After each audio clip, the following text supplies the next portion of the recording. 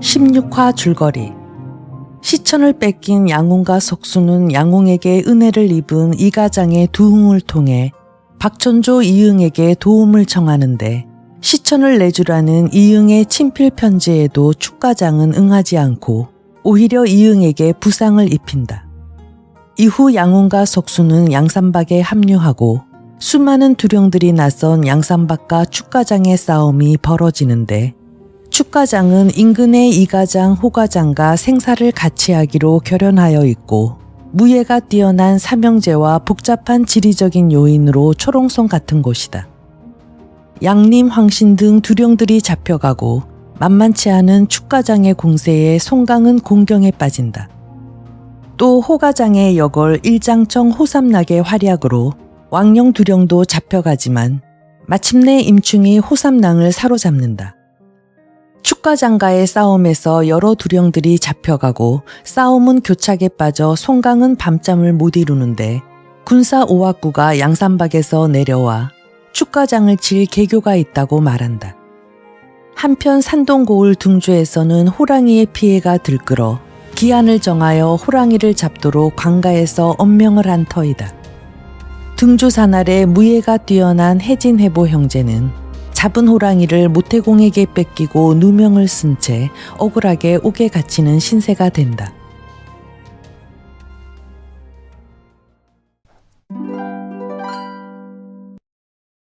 한편 해진해보 형제는 그 길로 옥으로 끌려 들어갔다. 그들이 정자 앞에 이르러 절급에게 보이니 이때 절급은 포길이라는 사람으로 이미 모태공에게 많은 뇌물을 받아먹었고 또 왕공목의 부탁을 받은 터라 기어코 두 사람의 목숨을 빼앗으려 대바람에 목소리를 가다듬어 꾸짖는다. 이놈들, 무슨 양두산이 쌍미가리니 하는 게 너희 놈들이냐? 해진해보는 대답한다. 남들이 그런 별명을 지어서 부릅지요. 하지만 이번 일은 참으로 억울합니다. 저희가 무슨 죄가 있나요? 포절급은 다시 한번 꾸짖는다. 이놈들아, 듣기 싫다. 어떻든 너희 놈들이 이제 내 손에 걸렸으니 야두사는 일두사가 되고 쌍미갈은 단미갈이 될 줄만 알아라. 곧 사람을 불러 저놈들을 옥에다 쳐넣어라. 분부를 내리니 그 사람은 해진 형제를 데리고 옥으로 들어가자 주위에 아무도 사람이 없는 것을 보고 가만히 그들에게 말한다. 두 분이 나를 모르시겠소? 해진 형제가 대답한다. 뉘신지 모르겠는데요. 두 분이 손재할과 연사간이 아니시오.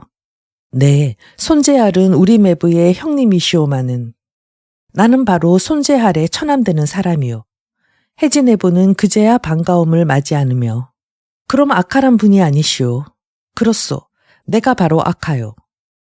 악하는 근본이 모주 사람이나 조부 때부터 이곳 동주에 와서 살며 누이는 손재할에게 시집 보내고 저는 고을에서 옥졸구시를 하는 터로 모든 풍류를 모를 것이 없고 노래를 잘 부르므로 사람들이 별명지어 철규자라 부르거니와 일신에 또한 무예가 출중하다. 그는 가만히 해진 형제를 보고 말하였다. 포절급이 모태공의 뇌물을 받고 두 분 목숨을 기어이 해치려 하니 이 노릇을 어찌하였으면 좋단 말이오. 해진이 곧 대답한다. 딴 도리가 없소. 미안하오만 소식을 전해주시오. 대체 어디오? 소식을 통할 때가. 우리 누님이 손재할의 친동생 손신의 안악이 아니오.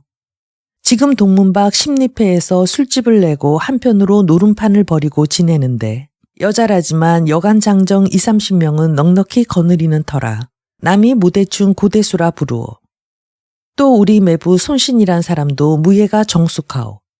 지금 형편이 누님 내외의 구원을 빌 밖에 없으니 부디 수고를 아끼지 말고 곧 가서 소식을 전해 주었으면 그만 고마울 때가 없겠소. 듣고 나자 악하는 그만 일이야 수고랄 게 뭐 있소. 내 곧 다녀오리이다. 하고 감추어 두었던 음식을 내어 그들을 먹인 다음에 곧 동문박 십리패로 나갔다. 멀리 바라보니 술집 하나가 있는데 문전에는 쇠고기 양고기를 걸어놓고 집 뒤에서는 사람 한떼가 노름들을 하고 있으며 가게에는 눈이 크고 얼굴이 둥글고 몸집이 비대한 부인 하나가 떡 버티고 앉아있다. 단번에 그가 고대수임을 짐작하겠다. 아카는 들어서며 공손히 인사하고 물었다. 댁의 주인 양반이 손씨이신가요? 부인이 황망히 답례하고 묻는다. 네, 술을 사러 오셨나요? 고기를 사러 오셨나요? 만약 놀러 오셨다면 뒤로 들어가시지요. 아닙니다. 저는 손재 아래 처남 아카입니다.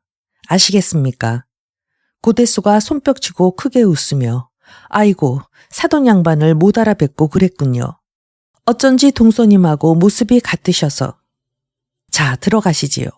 곧 안으로 이끌고 들어가 자정한 뒤에 고을에서 일하신다는 말은 들었는데 오늘은 무슨 바람이 불어 이처럼 한가히 나오셨나요? 일 없이 어찌 나왔겠습니까? 오늘 우연히 죄인 2명이 들어왔는데 일찍이 상면한 일은 없어도 이름을 듣고 보니 알만한 사람이더군요. 한 사람은 양두사 혜진이라 하고 또 한 사람은 쌍미갈 해보라 하고. 아니, 내 동생들이 그래 무슨 일로 옥에 갇히게 됐나요? 그분들이 호랑이 한 마리를 잡았는데 그 고을의 부호 모태강이란 자가 그것을 가로채 빼앗고 도적으로 내몰아 관가 상하에 돈을 쓰기 때문에 아마도 포절급이 조만간 옥중에서 2분 목숨을 해치고야 말 모양입니다. 제가 혼자서는 어떻게 주선할 길이 없어 이리저리 궁리를 한 끝에 첫째는 사돈 간의 정리요, 둘째는 의기를 중히 여겨 2분에게 가만히 소식을 통하였더니 우리 누님이 아니면 우리를 구해줄 사람이 없겠다고 그렇게 말을 하더군요.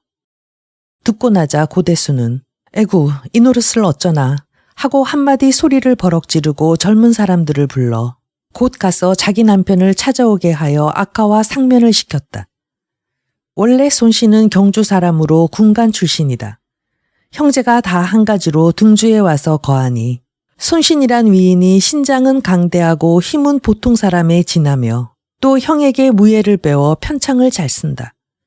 이러므로 사람들이 그들 형제를 울지공에게 비하여 소울지 손신이라 하는 터이다. 고대수가 손신을 향하여 아카에게 들은 대로 낱낱이 이야기하니 듣고 나자 손신은 아카를 보고 말한다. 알았소이다. 그럼 먼저 돌아가서 옥중의 일이나 잘 보살펴 주시오. 뒷날은 우리가 좀 더 의논을 해보고 좋을 도리를 차리겠소이다. 그럼 가겠습니다. 만약 저를 쓰실 때만 있다면 무슨 일이고 말씀을 하십시오. 아카가 말을 마치고 자리에서 일어나려 하니 고대수는 손을 들어 일을 멈추고 곧 술을 내어 극진히 대접하고 또 약간의 은자를 그에게 주며 당부한다. 미안하지만 가지고 가셔서 옥중의 여러 압노들에게 인정을 써주시지요. 아카는 칭사하고 돌아갔다. 그를 보내고 나서 내외가 마주 앉아 의논이다. 그래 여보, 내 동생을 어떻게 구해냈으면 좋단 말이오. 모태공이라는 놈이 원체 돈이 있고 세도줄이 좋아 한번 혜진이 형제를 죽이려고 든 이상에는 우리가 달리 구해낼 도리가 없을게요. 아무래도 옥을 깨치고 빼내오는 수밖에는 없겠는데. 그렇다면 이러니 저러니 할 것 없이 아주 오늘 밤에 우리 둘이 가서 옥을 깨뜨리기로 합시다. 아내가 서두르는 모습을 보고 손씨는 웃는다. 일이 그리 쉬운 게 아니야. 앞뒤를 빈틈없이 짜가지고 손을 대야만 하는데 내 생각에는 아무래도 우리 형제하고 그 2사람의 힘을 빌어야만 일이 될성싶구먼. 그 2사람은 누군데요? 왜 저 노름 좋아하는 추연 그 숙질 말이야. 지금 등운산 대고간에 운거하고 앉아 남의 재물을 검약하고 지내는데 나하고 잘 아는 사이라 저들의 조력만 얻을 수 있다면 일이 어렵지 않을게요. 등운산이라면 예서 머지않으니 그럼 곧 가서 청에다가 함께 의논을 합시다 그려. 손신이 등운산을 향해 떠난 뒤에 고대수는 즉시 젊은 사람들을 지휘하여 돼지를 잡고 과일과 안주를 마련하여 풍성하게 술상을 차렸다. 황혼역에 손신이 2사람을 데리고 왔다. 추연은 원래 내주 사람으로 어렸을 때부터 내기를 좋아하여 노름판으로만 돌아다녔으나 위인이 충직강개하고 무예가 정숙하며 아울러 성품이 높고 강직하여 남의 허물을 용서하지 않는 까닭에 사람들이 부르기를 출림용이라 하고 그의 조카 추유는 신체가 장대한데 태어나면서부터 특이한 점은 머리 뒤에 큰 혹이 있는 것이니 남과 서로 다투다가 분을 참지 못하면 곧 머리로 받기가 일쑤요. 언젠가는 냇가에 서 있는 나무를 한번 들이받아 분질러버린 일이 있는 까닭에 사람들이 모두 놀라 그 뒤로는 독강용이라 별명지어 부른다.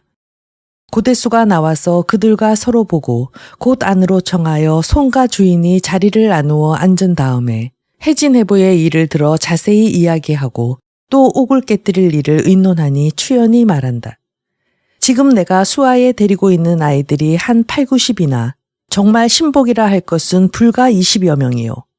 이번에 일을 하고 나면 아무래도 그곳에는 그대로 있지 못하게 되는데 나는 갈 곳이 있소마는 두 분은 어떠신지 따로의 작정이 없으시다면 나 가자는 대로 따라가시겠소.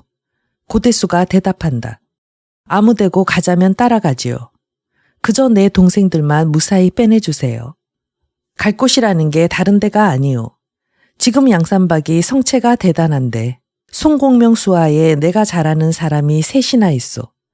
하나는 금표자 양림, 하나는 화한사녀 등비, 또 하나는 석장군 석용이요. 이번에 오게 된 사람을 무사히 구해내는 대로 우리 모두 양산박으로 올라가는 게 어떻겠소. 거 좋은 말씀이에요. 만일 한 사람이라도 가지 않겠다는 사람이 있으면 내가 나서서 죽이겠소. 고대수가 하는 말에 추연은 머리를 끄덕이고 그런데 또 한 가지 있소.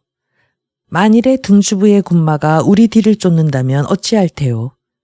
이제까지 잠자코 있던 손신이 나서서 우리 형님이 바로 본주의 군마 제할로 계시오.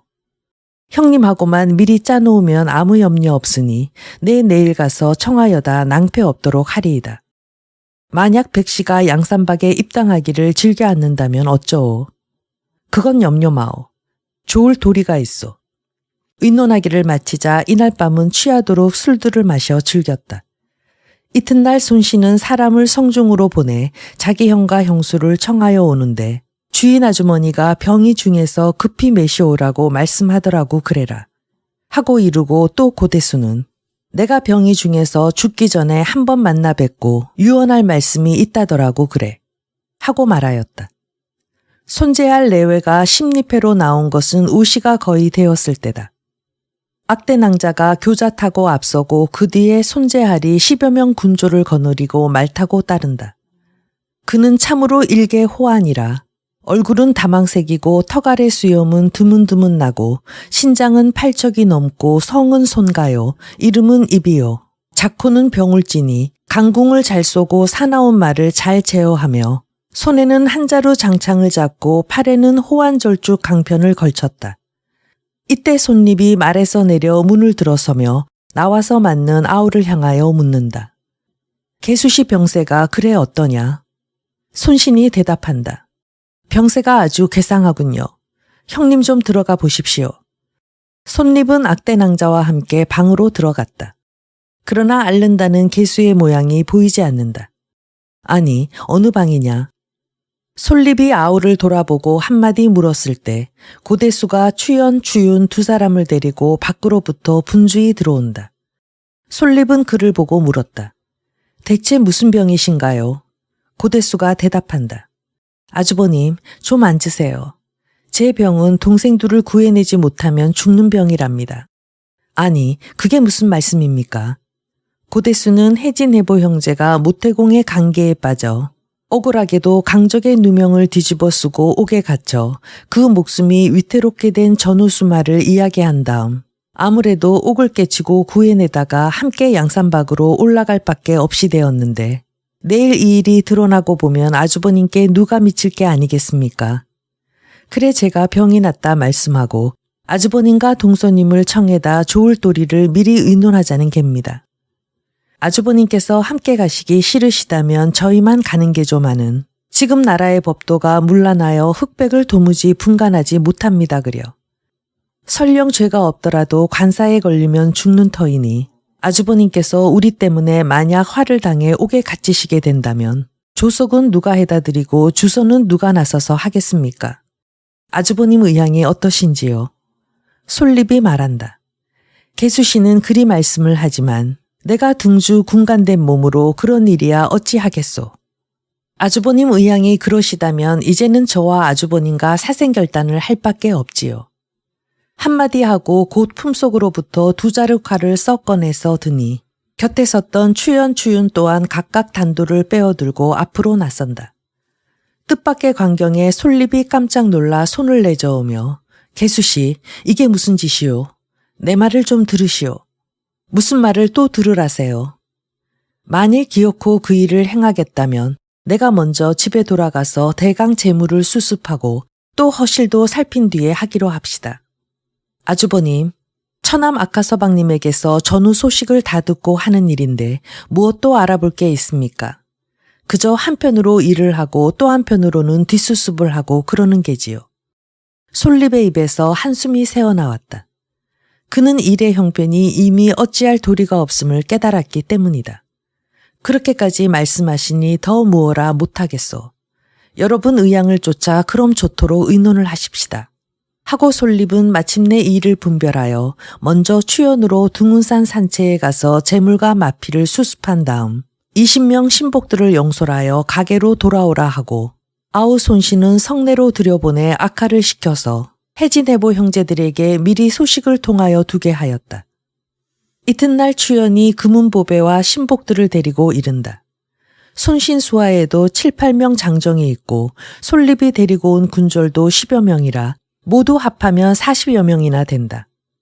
이날 손신은 돼지 2마리와 양 1마리를 잡아 모든 사람이 배불리 먹은 다음 고대수는 품속에 칼을 감추고 옥에 갇힌 제수에게 밥 갖다 주는 부인의 역할을 하고 손씨는 형 솔립을 따라 나서고 추연은 조카 추윤을 데리고 각기 수하 군졸들을 거느려 2패로 나뉘어 성중으로 들어갔다.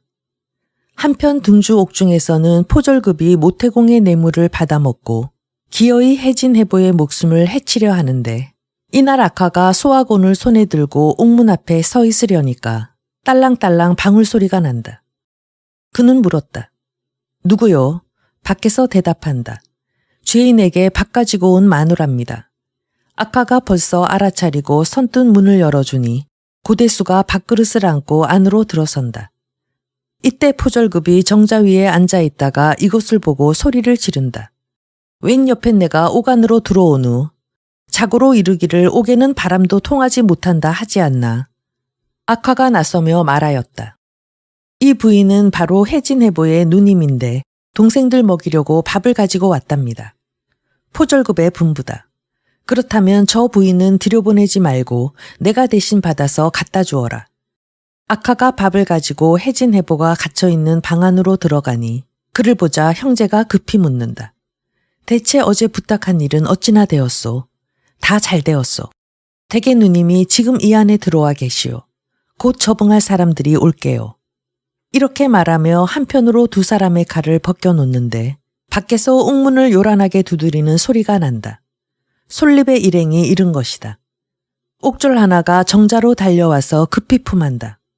손재알이 오셔서 문을 열라 하시니 어찌하올지. 포졸급이 말한다. 저는 영관인데 여기는 무엇하러 왔단 말이냐. 문을 꼭 닫고 결코 들이지 말아라.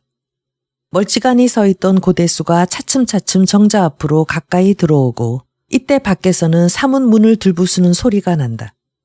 포졸급이 천둥같이 성이 나서 정자에서 내려올 때 동생들 어디 있나? 고대수가 소리를 질러 부르며 품에서 날이 시퍼런 칼을 2자루 뽑아 손에 들고 앞을 가로막는다. 절급은 형세가 좋지 않은 것을 보고 곧 몸을 빼쳐 정자뒤로 달아나려 하였다. 그러나 이때 옥문을 박차고 뛰어나온 해진해보가 병력같이 소리치며 칼머리를 번쩍 들어 정수리를 향해 내리갈겼다.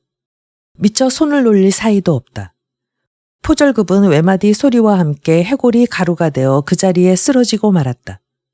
고대수는 이 사이에 옥졸 4~5명을 베어 죽이고 해진해보와 함께 밖으로 내달아 솔립 손신의 무리와 합세하였다. 가는 곳은 바로 주하다. 그러나 그들이 앞에 이르렀을 때 추연 숙질이 어느 틈에 왕공목의 머리를 베어 손에 들고 안으로부터 뛰어나온다. 일행은 아우성치며 성 밖으로 향하였다. 고우란이 그대로 발칵 뒤집혔다.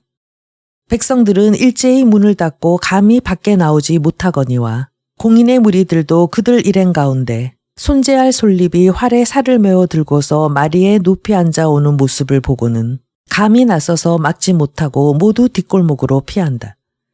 모든 사람이 솔립을 옹이하고 성을 나서 십리패로 돌아왔다.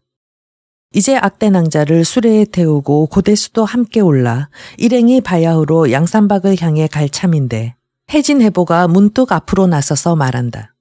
왕공목과 포절급은 죽였으나 정작 모태공을 그대로 두고 간다면 우리 원한을 어떻게 풀겠소?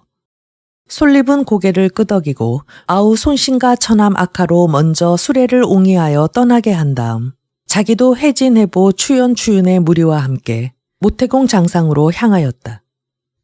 이때 모태공과 무중이 부자는 저희 집에서 손들을 청하여 잔치를 하느라고 아무런 방비가 없었다. 해진해보의 무리는 일시에 아우성치고 안으로 달려들어 모태공의 일문노소를 하나도 남기지 않고 낱낱이 죽인 다음 방 안으로 들어가 10수포의 금은제보를 얻고 후원에서는 7, 8필의 준말을 손에 넣었다. 해진해보 형제는 옥중에서 고초를 겪다가 나온 길이라 주제가 말이 아니다. 방 안을 뒤져 좋은 옷을 한 벌씩 골라 입은 다음에 집에는 불을 놓고 말을 몰아 30리를 와서 앞서 떠난 일행과 만났다. 그들이 서경주점에 이른 것은 그로부터 이틀 뒤다. 추연이 서경과 서로 본 뒤에 양림 등비의 소식을 물으니 대답이 축가장을 치러 송공명이 떠날 때 두 사람도 따라갔는데 2번 싸움에 다 이기지 못하고 그들 2사람이 모두 적에게 사로잡혔다고 하며 들으니까 축가장의 아들 삼형제가 호걸이요 또 교사 난종옥이란 자가 있어 2번 다 패하였다나 봅니다. 한다. 곁에서 듣고 있던 솔립이 문득 소리를 내어 크게 웃는다. 우리가 이번에 대체에 입당하려 하면서도 반푼의 공로가 없어 마음에 부끄럽더니 마침 잘 되었소. 아직 산에는 올라가지 말고 이 길로 바로 축가장으로 가서 공을 이루어 도리를 차리도록 할까 하는데 형장 의향은 어떻소? 서경이 묻는다. 무슨 좋은 계책이라도 있으시오. 원래 그 난종옥이란 자가 나와 한 스승을 섬겨 내 창검 쓰는 법은 제가 잘 알고 제 무예는 또 내가 모두 짐작하는 터이요. 이제 우리가 거짓으로 등주 군관으로서 운주를 지키러 가는 길에 들렀다고 말하면 제가 필연코 나와서 영접을 할 것이요. 그때를 타서 우리가 들어가 내응하면 축가장을 깨치기가 어렵지 않을 것이니 이 계교가 어떠하오. 말을 미처 마치기 전에 졸개 하나가 들어와서 군사 오하구가 산에서 내려와 축가장 싸움을 도우러 간다고 고한다. 서경은 곧 그에게 명하여 오군사를 청하여 오게 하였다. 얼마 안 있어 양산박 군사가 문전에 이르니 앞선 호골은 여방 곽성과 원가 삼형제요. 그 뒤로 5, 600 인마를 거느리고 군사 오하구가 따른다. 서경이 황망히 맞아들여 솔립의 무리와 서로 보게 한 다음 그들이 대체에 입당하러 왔다는 말과 축가장을 칠 좋은 계교를 가지고 있다는 이야기를 자세히 하니 듣고 나자 오용은 기뻐하기를 마지 않으며 솔립 일행을 뒤에 딸리고 곧 떠나 축가장으로 향하였다.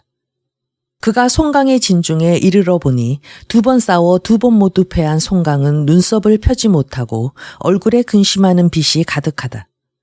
오용은 술을 권하여 그를 위로하며 이어 서경, 양림, 등비 세 두령과 친한 솔립이 여러 호글들과 함께 입당하려 하며 계교를 들여 축가장을 치고 그로써 나아가는 예를 삼으려 한다는 전우수말을 갖추어 이야기하였다. 듣고 나자 송강의 기쁨은 비할 바가 없다. 모든 근심이 사라져버린 것이다. 그는 곧 솔림, 해진, 해보, 추연, 추윤, 손신, 고대수, 아카의 8호고를 영체 안으로 청하여 들여 크게 술자리를 베풀어 대접을 극진히 하니 군사 오하구는 또 가만히 영을 전하여 제3일은 이렇게 하고 제5일은 또 저렇게 하라고 계교를 일러준다. 솔립은 이튿날 일행을 이끌고 축가장으로 향하였다. 20. 축가장 2. 솔립의 일행 인마가 축가장을 향해 떠나자 군사 오용은 다시 신행태보 대종을 시켜 곧 산채로 올라가서 배선, 소양, 후건, 김대견 네 두령을 내려보내게 하였다. 대종이 영을 받고 떠나자 문득 군사가 들어와서 서촌 호가장에 호성이란 사람이 술과 고기를 들고 와 잠깐 뵙겠다고 합니다. 하고 고한다. 송강이 곧 불러들이게 하니 호성은 중군 장전에 이르자 2번 절하고 간절히 고한다. 제 누이가 원래 나이가 어리고 소견이 좁아서 그릇 장군의 위엄을 범하고 마침내 군중에 사로잡힌 바 되었사오나 이제 장군이 널리 용서하시어 저를 놓아주신다면 앞으로는 맹세코 축가장을 돕지 않겠사오며 또한 군중에 소용되시는 물건이 있으시다면 무엇이고 분부하시는 대로 대령하려 하옵니다. 송강은 그에게 자리를 주고 말하였다. 축가장 놈들이 우리 양산박에 대하여 너무나 무례하게 굴기로 우리가 이번에 군사를 일으켜 그 죄를 물으려 하는 터이거니와 노영네하고야 서로 무슨 원한이 있겠소.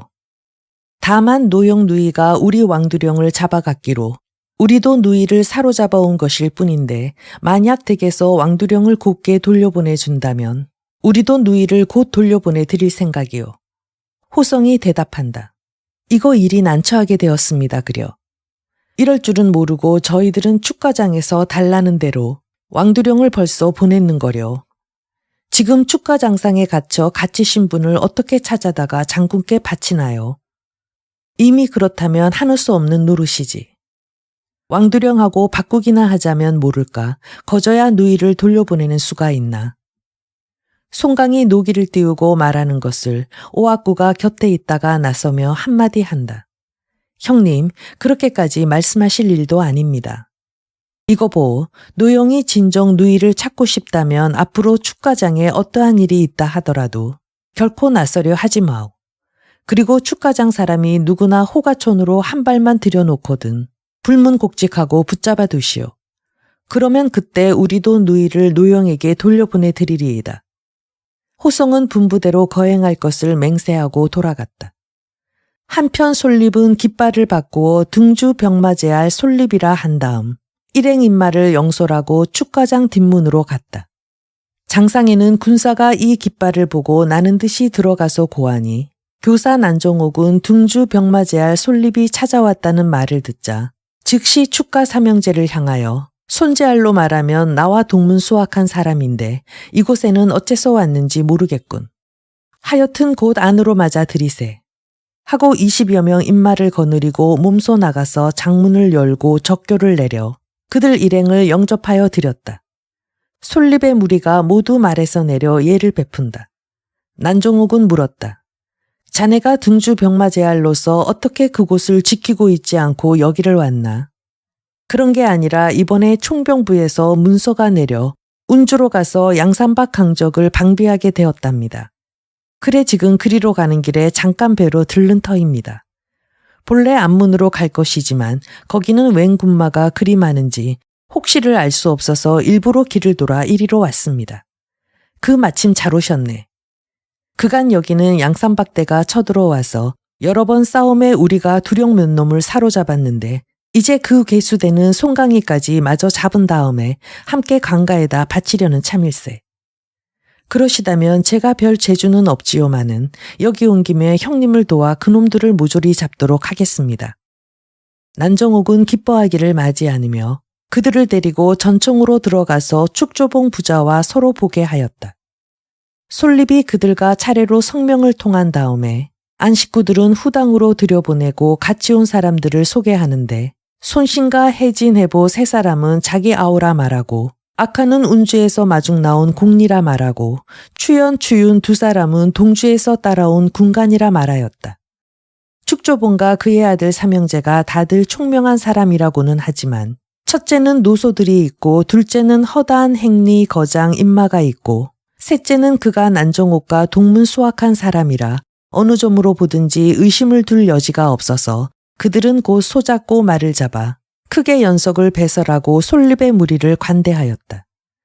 이틀이 언뜻 지나고 제3일이 되었다. 문득 장병이 들어와 고한다. 송강의 군사가 또 쳐들어왔소이다. 축표가 자리를 차고 일어나 내 나가서 이놈들을 잡아오겠소. 한마디 남기고 즉시 장객 100여 명을 거느리고 밖으로 달려나갔다. 보니 쳐들어오는 군사는 모두 500여 명이요. 앞선 장수는 곧 소이강 화영이라 축표는 즉시 말을 달려나가서 맞아 싸웠다. 그러나 서로 다투기 50여 합에 승패가 나뉘지 않는다. 화영은 일부러 파탄을 보이고 말머리를 획 돌리자 그대로 달아났다. 축표가 곧 그의 뒤를 쫓으려 할 때 소이강 화영의 활제주가 귀신 같다는 것을 잘 알고 있는 장객 하나가 장군 쫓아가지 마십시오. 저 장수가 고금에 드문 명궁이랍니다. 하고 큰 소리로 외쳤다. 축표는 그 말을 듣자 즉시 자기도 말머리를 돌려 장상으로 들어와 버렸다. 후당에 모여 술들을 먹는 자리에서 솔립이 문득 한마디 묻는다. 장군은 오늘 싸움에 또 어떤 놈을 잡아가지고 돌아오셨소? 축표가 대답한다. 오늘 온 놈은 말을 들으니까 소이강 화영이라는 도둑놈인데 창법이 심히 정숙하더군요. 50여합을 싸운 끝에 그놈이 벼랑간 도망을 하기에 즉시 뒤를 쫓으려 하였더니 군사들이 그놈이 고금에 드문 명궁이라 조심하라기에 그냥 돌아왔습니다. 듣고 나자 솔립은 입가에 웃음을 띄우며 내일은 내가 좀 나가서 몇 놈 잡아오리이다. 한마디 하고 악화를 시켜 노래 불러 주석에 흥을 돋우게 하였다. 이날 밤이 늦도록 즐기다 비로소 자리를 파하고 각기 자기 처소로 돌아가서 편히 쉬었다. 날이 밝으니 제4일이다. 이날 장병이 또 달려들어와 고한다. 송강의 군사가 지금 쳐들어옵니다. 이 말을 듣자 충령, 축호, 축표, 삼형제는 곧 갑옷을 입고 투구를 쓰고 말을 몰아 앞문 밖으로 나갔다. 장문 위에는 한가운데 축조봉이 앉고 왼편에는 난정옥, 오른편에는 솔립이 역시 자리 잡고 앉아서 적의 형세를 살피기로 한다. 진치고 서로 대하자 송강 진상의 표자두 임충이 앞으로 말을 내며 큰 소리로 꾸짖는다. 충룡이 창들고 말에 올라 100여 명 장객을 거느리고 내달았다. 임충이 곧 장팔사모 꼬나잡고 그를 맞아 싸운다. 그러나 서로 어우러져 연하여 싸우기 30여 합에 승패가 나뉘지 않는다. 양편에서 서로 징을 쳐 두 장수가 각기 말을 돌려 돌아가니 축호가 크게 노하여 칼 들고 말에 올라 적진으로 내다르며 큰 소리로 외친다. 송강이는 어서 나와 싸움을 끝맺어라. 말이 미쳐 마치기 전에 송강 진상의 한 장수가 말을 몰아 나오니 그는 곧 몰찰한 목흥이다. 두 장수가 서로 싸워 30여 합에 이르렀으나 역시 승패가 나뉘지 않는다. 이 모양을 보고 축표가 크게 노하여 창을 비껴잡고 몸을 날려 마리에 오르자 200여 기를 이끌고 뛰어나가니 송강 진상에서는 병관사 양웅이 한 필의 말과 창을 들고 달려나와 그를 맞아 싸운다. 장문 위에서 이를 바라보던 솔립은 끝끝내 참지 못하고 손신을 불러 내 편창을 가져오너라. 분부하고 분주히 갑옷 입고 투구 쓰고 말 위에 오르니 말은 곧 오춤하다. 축가 장상에 징소리 한번 크게 울리자 솔립은 호황강편 팔에 걸고 한자루 장창을 손에 들고 적진으로 말을 내었다. 송강 진상에 임충, 목흥, 양웅의 무리가 모두 진전에 말을 세우고 바라본다. 솔립은 자기도 말을 멈추고 서며 소리를 가다듬어 꾸짖었다. 어느 놈이 감히 나와서 나와 승패를 결할꼬. 말이 떨어지자 송강 진중으로부터 말방울 소리 들리며 한 장수가 내닫는다. 모든 사람이 바라보니 곧 반명삼랑 석수다. 석수와 솔립이 서로 어우러져 싸우기 50여 합. 솔립이 짐짓 파탄을 보이니 석수가 섣불리 창을 들어 그의 가슴을 바라보고 내지른다. 솔립은 획 몸을 틀어 들어오는 창을 한편으로 흘려버리며 또 번개같이 손을 놀리어 석수의 허리를 잡아 한 옆에 끼고 장전으로 돌아오니 축가 삼형제는 수하 장객을 거느리고 일제히 적진을 향하여 지쳐 들어갔다. 송강의 군마가 크게 어지러워 그 급한 형세를 막아내지 못하고 그대로 멀리 도망한다. 충룡의 무리는 한바탕 싸움에 크게 이기고 군사를 수습하여 돌아오자 물루 아래서 솔립을 보고 치사하기를 맞이 않는다. 솔립은 그들을 보고 물었다. 이제까지 사로잡은 도적이 몇 명이나 되어? 곁에서 축조봉이 말한다. 처음에 시천이란 놈을 잡았고 다음에 염탕꾼으로 들어온 양림이란 놈을 잡았고 또 황신이란 놈을 잡았고 호가장의 일장청이 왕령이란 놈을 잡았고 진상에서 진명 등비 두 놈을 잡았고 이번에 또 장군께서 속수란 놈을 잡으셨으니 도합 7놈이 되나 보이다. 솔립은 말하였다. 그럼 그놈들을 한 놈도 죽이지 말고 잘 가둬두십시다. 또 몸을 상하지 않도록 술에 밥에 잘 먹이십시다. 그랬다가 송강이를 마저 잡는 날 한꺼번에 동경으로 묶고 보내면 축가장 삼걸의 명성이 천하에 크게 들릴 것이 아니겠소이까.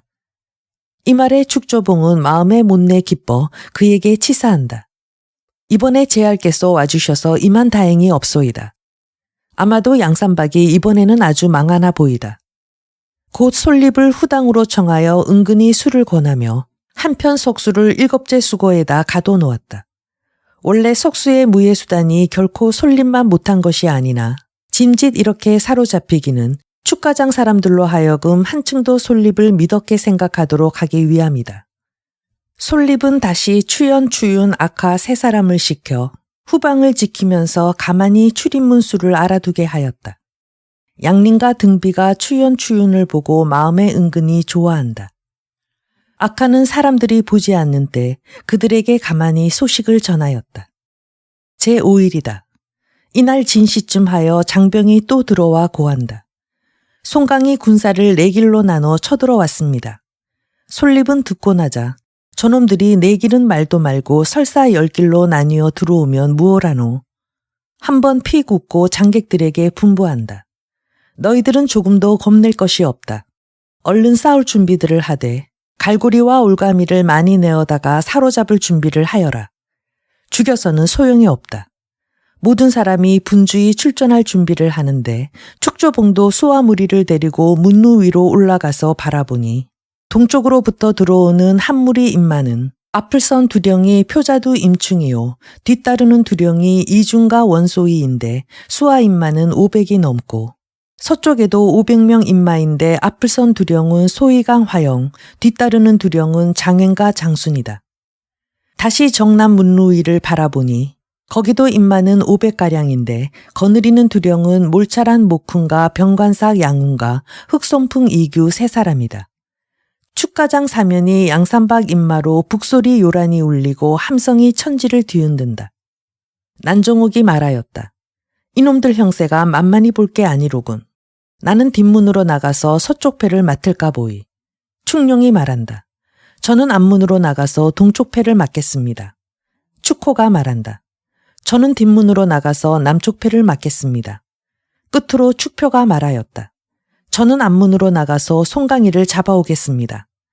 4사람이 곧 말에 올라 각각 300여 명 졸개들을 거느리고 나서니 이때 추영과 추유는 큰 도끼를 감추어 들고서 간문 왼편에 지켜서고 해진과 해보는 몸에 칼을 품고 뒷문을 떠나지 않으며 손신과 악하는 앞문 좌우를 지키고 한편 고대수는 군사를 시켜 악대낭자를 보호하게 한 다음 자기는 쌍도를 손에 잡고 당전에서 서성거리며 때만 이르면 시간을 지체 않고 나설 준비를 한다. 이때 축가장상에 북소리가 3차례 울리고 포소리가 한 번 허공 중에 터지더니 앞문과 뒷문이 일제히 열리고 적교가 내려지며 사면의 군병이 아우성치고 각기 동서남북으로 길을 나누어 내달았다. 그들이 모두 밖으로 나간 뒤에 솔립이 군사 10여 명을 거느리고 뒷문 밖 적교 위에 나와서니 손신은 곧 원래 가지고 온 깃발을 물루 위에다 높이 세운다. 이때 악하가 창 들고 안을 향하여 걸어 들어가며 목소리 높여 소리를 하였다. 간문 곁에 있던 추유는 이 소리를 듣자 곧 감추어 가지고 있던 도끼를 들고 내달아 간문을 파수하고 있던 장병 수십 명을 모조리 죽이고 함거문을 열어 7마리 호랑이를 밖으로 내어놓았다. 밖으로 뛰어나온 7명 호걸이 일제히 손에 병장기를 얻어 들고서 고함을 지른다. 이러는 한편에 고대수는 2자루 쌍도를 들고 내당 안으로 뛰어들자 안 식구들을 한 칼에 한 명씩 하나도 남기지 않고 죽여버렸다. 이 뜻밖의 광경을 보고 축조봉은 도저히 피하지 못할 줄을 짐작하여 곧 우물 속에 몸을 던져 자결하려 하였다. 그러나 이때 그곳에 달려든 석수 손에 칼이 한번 번뜩 빛나며 머리가 몸에서 떨어졌다. 10여 명 호걸이 앞들과 뒤들로 돌아다니며 장객의 무리들을 보는 족족 함부로 죽이는데 이때 또 한편에서는 해진해보 2사람이 마초더미에다 불을 질렀다. 시뻘건 불길이 그대로 하늘을 찌른다. 밖에 나가 양산박 군사와 한창 싸우고 있던 사면의 인마는 장상에 뜻하지 않은 불길이 오르는 것을 보자 모두 마음이 놀라와 발길을 돌려 장상을 향해 달려왔다. 남보다 앞선 것이 축가장의 둘째 아들 축호다. 그러나 그가 말을 달려 해작가에 이르자 조교 위에 서 있던 솔립이 뜻밖에도 소리를 가다듬어 꾸짖는다. 네 이놈 어디로 가려느냐. 축호는 그제야 비로소 깨닫고 깜짝 놀라 즉시 말머리를 돌려 다시 송강의 진상을 바라고 달렸다. 그것을 여방 곽성 두 장수가 내달아서 일제히 방촌하극을 한 번 두르니 축호는 말에서 떨어지며 바로 군사들 손에 어육이 되고 만다. 그의 수하 군사들은 목숨을 도망하여 사면으로 달아났다. 솔리과 손씨는 곧 송강을 축가장 안으로 영접하여 들였다.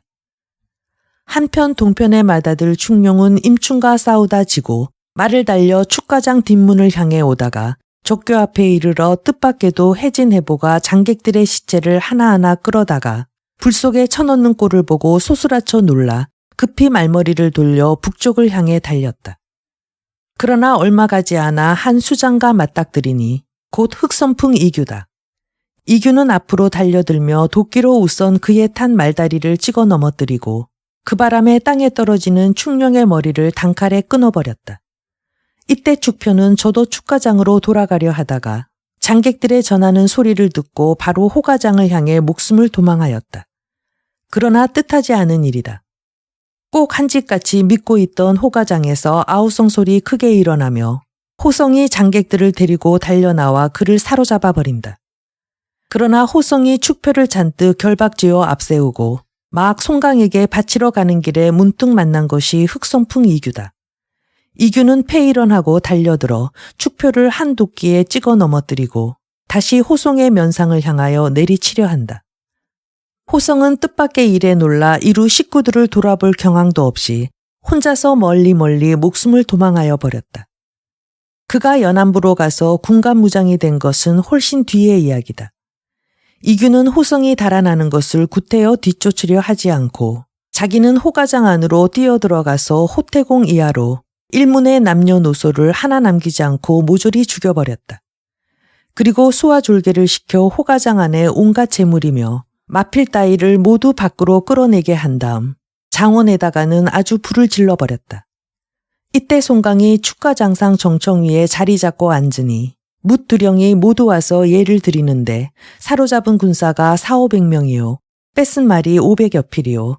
그 밖에 소와 양 따위는 그 수요를 알 수가 없다. 송강이 기뻐하기를 맞이 않으며 다만 교사 난정옥이가 또한 호걸이었는데 싸우는 중에 죽었다니 참으로 애석한 일이로고 한편으로 탄식할 때 졸개 하나가 들어와 고한다. 흑선풍 이두령께서 호가장을 불살라 버리시고 수급들을 바치러 오셨습니다. 송강이 그 말을 듣고 일전에 호성이가 찾아와서 우리에게 항복을 한 터에 제가 누구의 영을 받아 사람은 죽였으며 또 장원은 불살라 버린단 말인고 혀를 차는데 흑선풍이 온몸에 피투성이를 하여 가지고 허리에 2자루 도끼를 차고 바로 송강 앞에 이르러 정중히 예하고 충룡은 내가 죽였고 축표도 내가 죽였소. 호성이란 놈은 도망을 하여 놓쳤지만 그 대신 호태공의 일가일무는 아주 싹쓸어 갓난애 하나 안 남기고 죽여버렸으니 나만큼 공을 세운 사람이 어디 또 있소. 크게 자랑삼아 말한다. 송강이 꾸짖는다. 충룡이는 내가 죽이는 것을 본 사람이 있어서 나도 알고 있다마는 다른 사람들은 또 어째서 죽였단 말이냐. 흑선풍이 대답한다. 호가장 쪽으로 도망가는 놈들이 많기에 그저 쫓아가며 걸리는 대로 죽이는 판에 일장청이의 오래비가 축표란 놈을 묶어가지고 이리로 옵디다. 그래 달려들어 단번에 내리찍어 버렸는데 호성이 놈은 그만 놓치고 말았구려. 그래도 대신 호가장은 아주 싹쓸어 버렸으니 시원하지 않아요. 송강은 기가 막혔다. 대체 누가 널더러 그러랬느냐. 호성이란 사람이 일전에 술과 고기를 들고 와서 우리에게 항복을 한 것은 너도 잘 알고 있는 터가 아니냐. 그런데 어째서 내 말도 들어보려 안 하고 그 집안 식구를 다 죽여 내 장령을 어긴단 말이냐. 언성을 높여 꾸짖는 것을 이규는 도리어 냉소하며 형님은 벌써 잊어버린 모양이오 그려. 난 잊어버리지 않았수. 호성이란 놈으로 말하면 일전에 제 누이년을 시켜서 형님을 죽이려 들지 않았소. 그런데 지금은 형님이 그놈의 집에 인정을 쓰지 못해 안달이구려.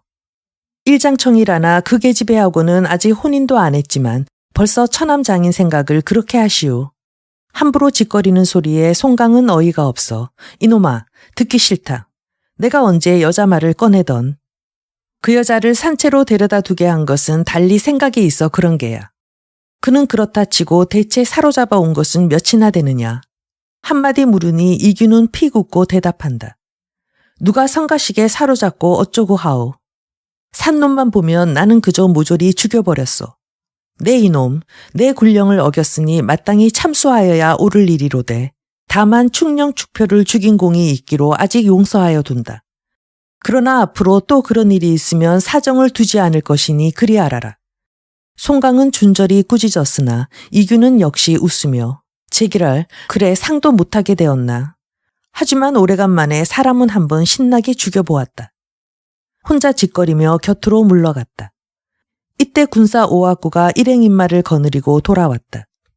송강을 위하여 술잔을 잡으며 전공을 할애하니 송강은 오용을 향하여 촉가장 촌방을 아주 이번에 말짱이 소탕하여 버리고 돌아감이 어떠냐고 묻는다. 곁에서 반명삼랑 속수가 이 말을 듣고 이번 싸움에 제게 길을 일러주고 또 밥 주고 재워주고 한 종리 노인도 죽이실 생각이십니까? 그런 마음씨 착한 사람이 찾아보면 또 얼마든지 있을 겁니다. 착한 사람들이야 왜 죽이시나요? 송강은 그 말을 옳게 여겨 곧 속수를 보내서 종리 노인을 불러오게 하였다. 속수가 밖으로 나가더니 오래지 않아 노인을 데리고 돌아온다. 송강과 오용은 일포 금백을 내어 노인을 상주고 말하였다. 영감낯을 보아 이 일경 촌방의 모든 백성들을 다 용서하여 주는 터이니 그리하오. 종리 노인은 오직 땅에 엎드려 절할 따름이다. 송강이 다시 말하였다. 내 이번에 연일 동네를 소란하게 하여 마음이 불안하오. 이제 축가장을 쳐 깨뜨린 오늘날 각 집에 쌀 한 섬씩 분배하여 주겠으니 그리 알고 또 앞으로는 영감이 이 고장에서 어른으로 지내시오. 분별하기를 마친 다음 백성들에게 나누어 주고 남은 양식은 모조리 수레에 싣고 축가장에서 거둔 금은 재화는 이를 나누어 삼군과 여러 두령을 호상하며 또 소와 양이며 말, 노새 따위는 산채에서 쓰려 몰고 가기로 하였다.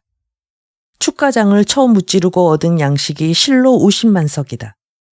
송강이 기뻐하기를 맞이 않으며 대소두령들과 군마를 수습하여 산채로 돌아가는데 촌방 향민들이 늙은이를 부축하여 어린이를 데리고 나와서 향화 등촉하여 길에서 절하고 살해한다. 송강의 무리는 일제히 말에 올라 군사를 나누어 3대를 삼고 전대는 채찍을 들어 말 등자를 두드리며 후군은 일제히 개가를 부르고 밤을 도와 양산박으로 돌아갔다. 한편 박천조 이응은 그 뒤 조리하여 전창이 다 나았다. 그러나 밖에 나가려 않고 문 닫고 장상에만 들어앉아 때때로 사람을 가만히 내어보내 축가장의 소식을 알아오게 한다. 축가장이 이미 송강 손에 깨어졌다는 말을 듣고 한편으로 놀라고 또 한편으로 기뻐할 때 문득 장객이 들어와서 고한다. 본주 지부상공께서 40~50명 소와 간원을 거느리시고 지금 밖에 오셨는데 축가장 사정을 자세히 알아보려고 나오신 것이랍니다. 이응은 황망히 두응을 시켜 장문을 열고 적교를 내려 지부 일행을 영접하여 드리게 하고 자기는 얼른 흰 천을 팔에다 감아 아직도 상처가 쾌히 낫지 않은 양으로 꾸민 다음 나가서 지부를 영접하였다. 지부가 청상에 올라 한가운데 자리 잡고 앉는다. 이응이 절하고 나서 청전에 서니 지부가 입을 열어 묻는다. 축가장의 일문이 이번에 몰살을 당하였다니 그 어찌된 일인고. 이응이 대답한다. 소인이 축표에게 화살을 맞고 이렇듯 왼팔을 상한 뒤로 문을 닫고 밖에 나가지 않은 까닭에 도무지 아무 소식을 모르고 지내온 터입니다. 지부가 언성을 높인다. 그 무슨 말인고. 축가장에서 소지를 올린 것이 있거니와 내가 양산박 도적대와 몰래 결연하여 그놈들의 군마를 이끌어 들여다가 축가장을 쳐 깨뜨리고 또 전일에 그놈들에게서 말과 술과 채당과 금은 따위를 받았다 하는데 모른단 웬 말인고. 소인이 법도를 아는 몸으로 도적의 무리에게서 어이 그런 물건을 받을 리가 있사오리까.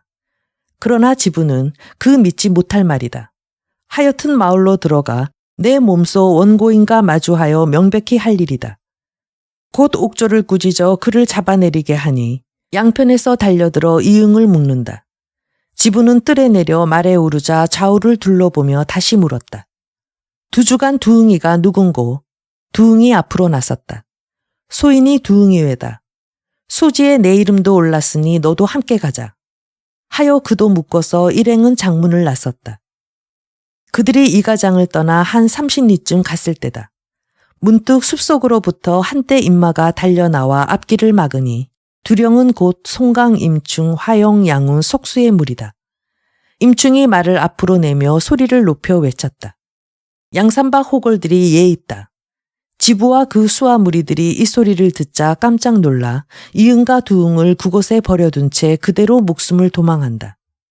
송강은 곧 그놈들 잡아라 하고 영을 내렸다. 두령들이 졸개들을 휘몰아 그 뒤를 쫓아가더니 얼마 있다 돌아와서 잡기만 하며 살려두지는 않을 것인데 어디로 도망을 하였는지 알 수가 없습니다 하고 복명한다. 송강은 이응과 두흥 두 사람의 묶인 것을 풀고 졸개에게 말 두 피를 가져오라 하여 그들에게 타기를 권하며 말하였다. 자, 대가님, 우리 양산박으로 올라가시어 몸을 피하시지요. 그러나 이응은 얼른 그 말에 응하지 않는다.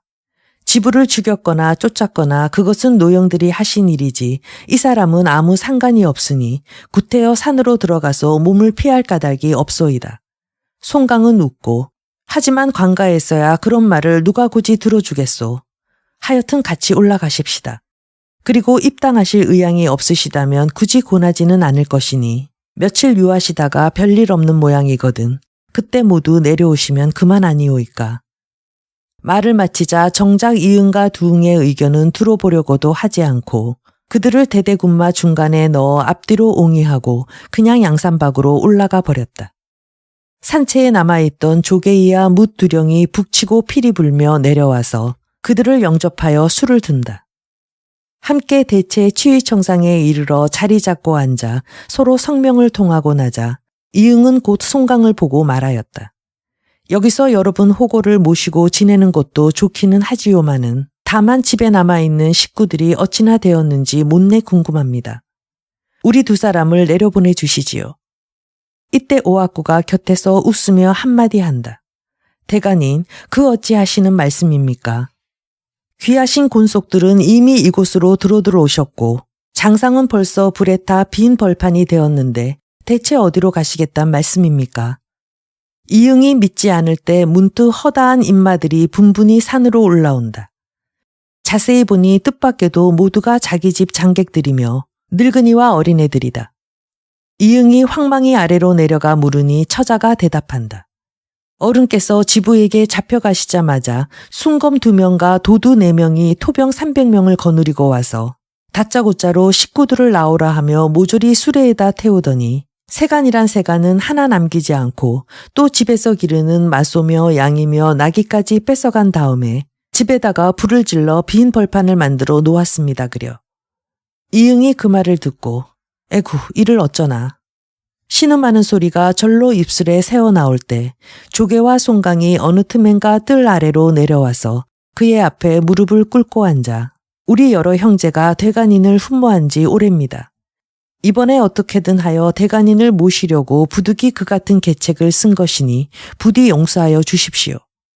죄를 청하니 이에 이르러 이응이 용서를 안 한 데야 별 수 없는 일이다. 더구나 자세히 알고 보니 허다한 두령들이 집안 곤속들을 데려다가 살림들을 하고 있다. 이응은 곧 입당하여 그들과 삶과 죽음을 같이 하기로 맹세하였다. 다시들 치위청 위로 올라가서 좌정하자 송강이 이응을 돌아보고 빙그레 웃으며 한마디 한다. 대간인, 내 댁에 갔던 순건과 지부를 불러다가 인사를 시켜드릴까요? 말을 마치자 안으로부터 몇 명 두령이 나오는데 지부라는 것은 곧 소양이요, 순검이라는 것은 대종과 양림이요, 공목이라는 것은 배선이요, 우후라는 것은 김대경과 후건이요, 또 4명 도두라는 것은 이준, 장순, 마린, 백승의 무리다. 이응이 너무나 어이가 없어 한동안은 말도 아니 나오는 모양이다.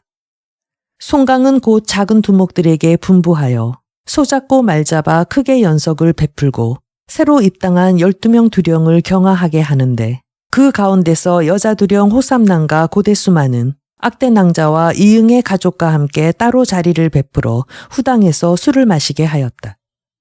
대소 3군에게 호상이 있은 것은 새삼스럽게 말할 나위도 없겠다. 이튿날 다시 뭇두령이 취위청에 모였을 때다. 송강이 문득 왕영을 앞으로 불러다 앉혀놓고 말한다. 내 당초에 청풍산에서 자네를 보고 언제든 장가를 보내주마 언약을 하지 않았나. 그걸 여태껏 못해주어 늘 마음에 불안하였는데 이제 갇힌께 따님 한 분이 생겼기로 내 오늘은 기어코 자네를 위하여 중매를 들려고 그러네. 말을 끊고 안으로 들어가더니 송강이 곧 자기 부친 송태공을 청하여 같이 나오는데 일장청 호삼낭이 그를 뒤따른다. 자리로 다시 돌아오자 송강은 호삼낭을 돌아보고 말하였다. 여기 앉은 내 아우 왕령이가 무예는 비록 누이를 못 따르지만 내 일찍이 아름다운 규수를 가려 장가를 들여주마 하여 놓고 아직 그 언약을 시행 못한 터라. 마침 오늘이 길일이니 두 사람이 아주 이 자리에서 아름다운 인연을 맺는 것이 어떠하겠소. 호삼낭의 지금 처지가 좋으니 싫으니 할 것이 못 된다. 그는 아미를 숙이고 송강에게 사례 인사를 드렸다. 이 처사에 당초부터 호삼낭에게 마음이 있던 외가코 왕령이 좋아하는 것은 말할 것도 없고 조개 이하 모든 두령들이 다들 송강의 의기심중함을 칭송하여 맞이않는다. 그들은 처음에 송강이 사로잡은 일장청을 산채로 올려보내서 송태공 초소에 있게 하였을 때 이는 필시 송강이 그를 첩으로 삼으려는 것이라 마음에 생각하였던 것이다. 이날 다시 연석을 베풀어 왕령 일장청 두 사람의 경사를 할애하는데 문득 주기주점으로부터 사람이 올라와 고한다. 산 아래 큰 길로 객상대가 지나기에 졸개들이 내달아서 길을 막았더니 그 중에 한 분이 운성현 도두 뇌행이라 하시기로 지금 주두령께서 집안으로 청하여 드려 접대하시며 저더러 곧 대체에 이 말씀을 올리라 하셔서 온 길입니다. 조개와 송강은 이 말을 듣자 크게 기뻐하여 곧 군사 오용과 함께 세 사람이 산에서 내려갔다. 주기가 이미 뇌행을 배에 실어 금사탄에 이르렀다. 송강이 그에게 절하고 그때 작별을 지은 뒤로 마음이 늘 연연하더니 어떻게 이곳에 오셨습니까? 하고 물으니 뇌행은 황망히 답례하고 대답한다. 지연 분부로 동창부에 가서 공무를 보고 돌아오는 길에 저 앞을 지나려니까 졸개들이 내달아 길값을 내놓으라 하는군요. 그래 아무개라고 이름을 대었더니 주두령이 나와서 붙들고 못 가게 합니다 그려. 송강은 그 참 이렇게 배웠기가 천행입니다. 하고 함께 대체로 올라가서 여러 두령과 서로 보게 한 다음 매일 술을 주어 관대한다. 조개가 주동의 소식을 물으니 그는 지금 본연 당로절급이 되어 신임 지연의 사랑을 많이 받고 있다 한다. 송강은 그에게 입당할 것을 간곡히 권해보았다. 그러나 뇌행은 모친께서 천수나 마치시거든 그때 다시 찾아뵙도록 하겠습니다. 사양하고 일어나니 조개와 송강이야 모든 두령이 다 각각 금백을 내어 작별을 아꼈다. 이튿날 조개 송강이 오와꾸와 더불어 산채의 직사를 정한 다음 뭇 두령들을 모아놓고 호령을 전하는데 손신 고대수는 본래 술집을 하던 사람이라 동이 동맹과 바꾸어 서산 주점을 맡게 하고 시천은 북산 주점으로 내려가 소경을 돕게 하고 악한은 동산 주점으로 내려가서 주기를 돕게 하고 정천수는 남산 주점으로 내려가서 이립을 돕게 하니 동서남북 4개의 주점에 각각 두령 둘씩 있어 모두 술을 팔고 고기를 팔면서 사방에서 찾아오는 호골들을 맞는 것이 그 직책이요. 일장청과 외가쿠는 후산에 하체하여 마피를 감독하고 금사탄 소체에는 동이동명 형제가 지키고 앞지탄 소체에는 추연 숙질이 지키고 산전대로에는 황신연순이 마군을 거느리고 해진해보는 산전제일관을 지키고 두천송마는 완자성 제일관을 지키고 유당목흥은 대체구 제3관을 지키고 원가삼형제는 산남수체를 지키고 맹강은 배들을 감조하고 이응두흥 장경은 전량과 금백을 총관하고 도종왕 서령은 성원안대를 감축하고 후고는 갑옷과 깃발을 감조하고 주부송청은 연회를 제조하고 목춘 이유는 집과 채책을 감조하고 소양 김대견은 빈객 서신공문을 장관하고 배선은 군충을 전관하여 상가공, 벌과제를 맡고 그 밖에 여방, 곽성, 솔립, 구붕, 마린, 등비, 양림, 백승의 무리는 대체 8면에 나뉘어 안신하며 조계, 송강, 오용은 중군이라 산정체내에 거하고 화영진명은 좌군이라 산좌체내에 거하고 임충대종은 우군이라 산체내에 거하고 이준이규는 전군이라 산 앞에 거하고 장행장수는 후군이라 산 뒤에 거하고 양웅석수는 취이청 양측을 수호하기로 한다.